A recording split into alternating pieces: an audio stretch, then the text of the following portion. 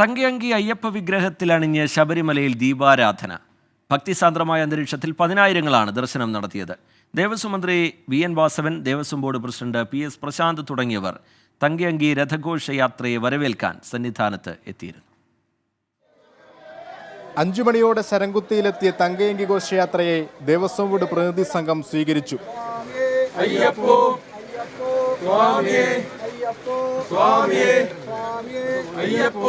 18-ാം പടി കയറി 6:25 ശ്രീകോവിലേക്ക് തന്ത്രിയും മേൽശാന്തിയും ചേർന്ന് ഏറ്റുവാങ്ങി.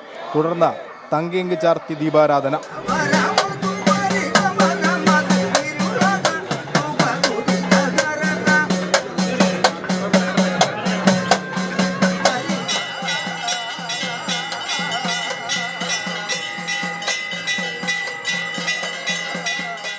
ദീപാരാധനയ്ക്ക് ശേഷമാണ് തീർത്ഥാടകരെ 18-ാം പടി കയറ്റിയത്. ഉച്ച മുതൽ കാത്തുനിന്ന പതിനായിരങ്ങൾ തങ്കയങ്കി വിഭൂഷിതനായ അയ്യപ്പനെ കണ്ടുതൊഴുതു.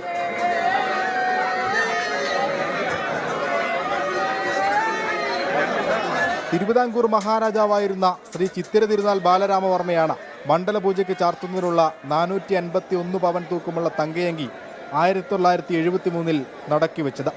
നാളെ ഉച്ചയ്ക്ക് 12-നും 12:30-നും ഇടയിലുള്ള മുഹൂർത്തത്തിലാണ് മണ്ഡലപൂജ.